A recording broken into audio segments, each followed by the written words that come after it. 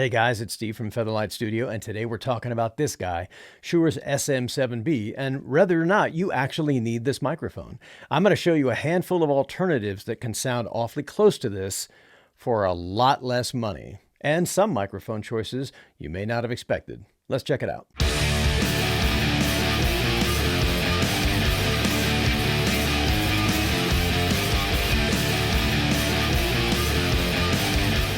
All right, so do you need this microphone? Do you need a Shure SM7B?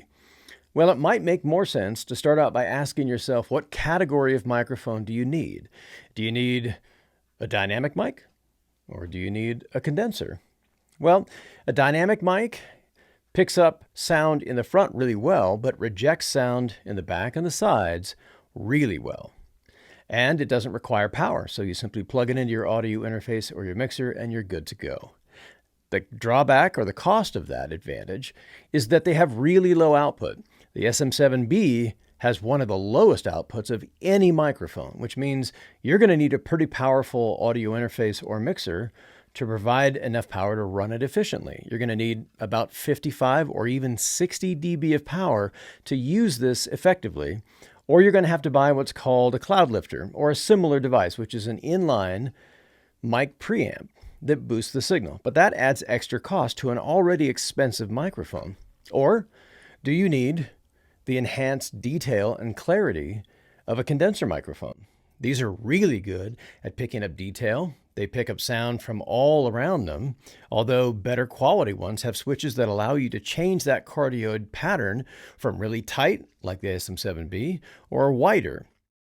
And they require power to run. So your audio interface or your mixer generally provides that. That's called phantom power, and that comes to the microphone to help it turn on. But if you're working in an environment that has a lot of ambient noise and background noise or highly reflective surfaces, this may not be the mic for you because it's so good at picking up detail and clarity. And that's where a dynamic mic comes in. It's really good in situations where maybe it's a less than perfect environment. Maybe you're recording and you have highly reflective surfaces, or you have a lot of background ambient noise. Then a dynamic mic make more sense to you. So once you've decided what category of microphone that you need, and let's say it's a dynamic microphone like the SM7B, let's take a look at some alternatives to this microphone and find out if we can come close to the sound and tonality and all the advantages of this microphone for a lot less money. The SM7 series of microphones have been around since the 1970s, and even with their high maintenance requirements, they continue to be the industry standard for vocal-specific work.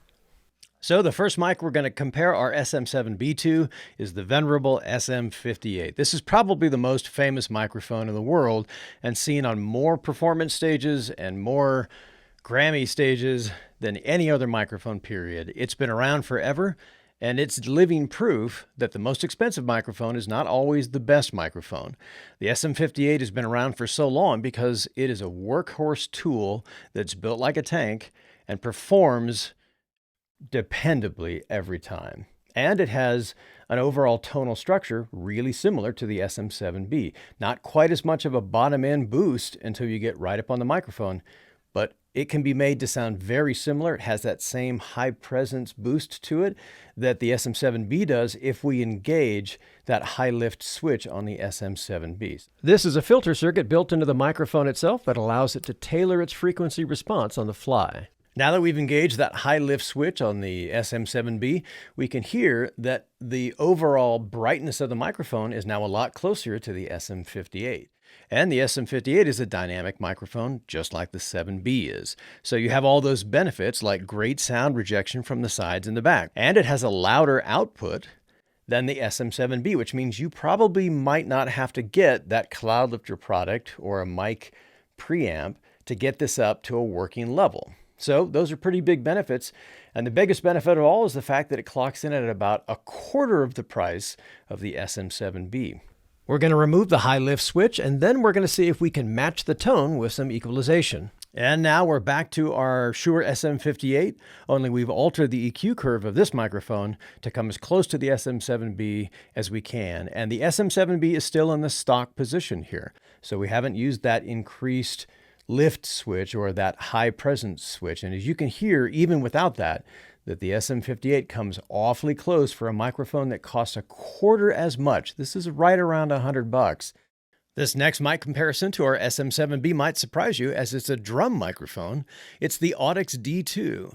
Now, this is also a dynamic microphone and even has a tighter pattern than the SM7B does, which means it's going to be better at rejecting noise from the background and from the sides, which makes this a really good candidate if you're working in a highly reflective environment, like an office, for example, or maybe a cubicle or something like that, or a home environment that's not going to have great acoustics, and you're going to need something really, really tight to get rid of those sounds.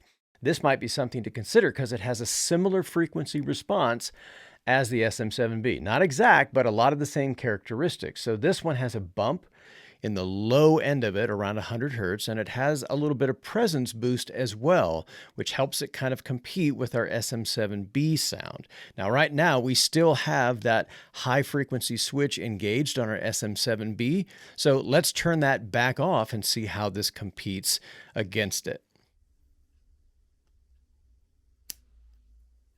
Now we're back with our Audix D2, only this time we've EQ'd the microphone to sound a little bit closer to the sound of the SM7B in its default configuration. So we have the high lift switch back to its factory flat position, and we're hearing the mic just in its default position. And as you can see, some microphones take equalization better than others. The Audix D2 is another example of a microphone that takes EQ quite well.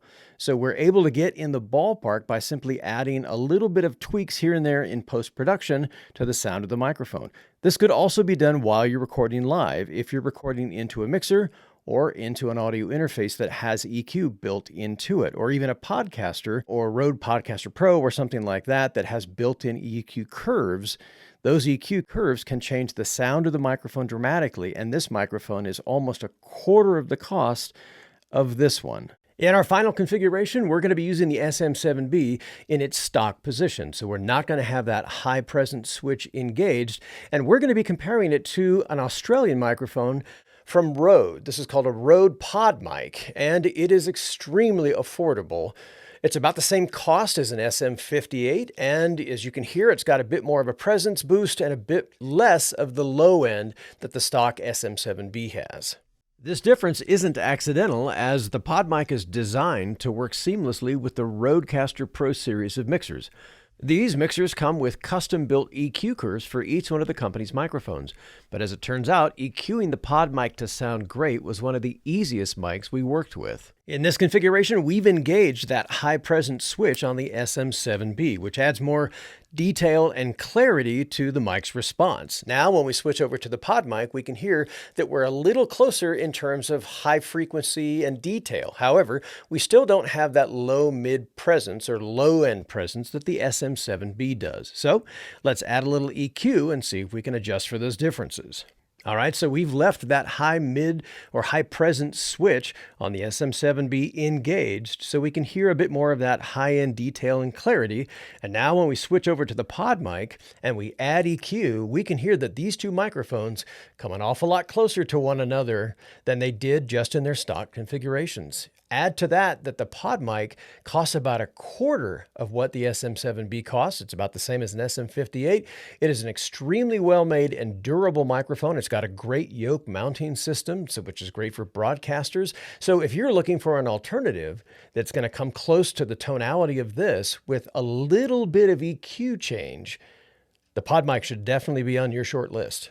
So there you have it, a handful of alternatives for the SM7B, proving that the most expensive microphone is not always the best choice, especially with something as simple as a little bit of post-equalization or even on the way in from your mixer or your audio interface. Hey, if you learned something or if this was helpful in any way, please hit the subscription and notification bells.